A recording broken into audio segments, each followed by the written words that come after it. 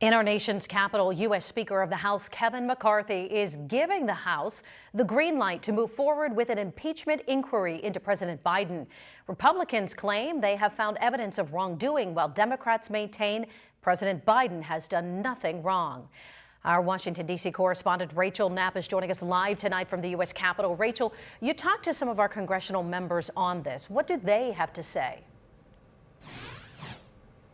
Good evening, Eva. So it really just depends on who you talk to and in which chamber. For the most part, Senate Republicans, they say they're more focused right now on just making sure that the government is funded before that deadline, which is in about 2 weeks from now. Democrats, they are calling this absurd, but this is a whole other story in the House.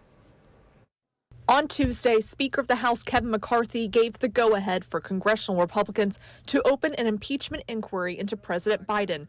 McCarthy says the House has uncovered a series of corruptions against the president. But the New York Times is reporting Republicans have provided no evidence that the president was involved in any financial wrongdoing or corruption.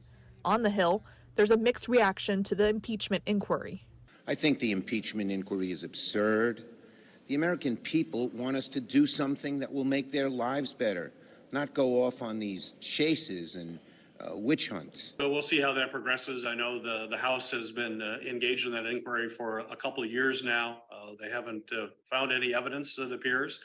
But I think really what the focus should be is making sure that we keep the government open. We've got our hands full here trying to get through the appropriations process and not have an omnibus. And I don't have any advice to give to the House. They've got a totally different set of challenges than we do.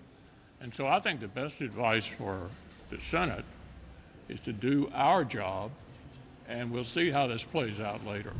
So it's safe to say you do support the inquiry? The inquiry, yeah, I mean, we want to do that, and I think it's necessary now because of everything that's surfaced. But the American people expect us to do the right thing for the right reasons.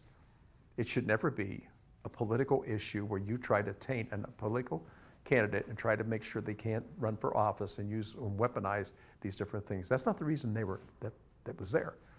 But we don't want to compromise the safety and security of the United States by somebody doing something that absolutely brings that into place. Now, the House has voted to impeach 3 presidents: Andrew Johnson, Bill Clinton, and Donald Trump. Trump was impeached twice. Eva, back to you.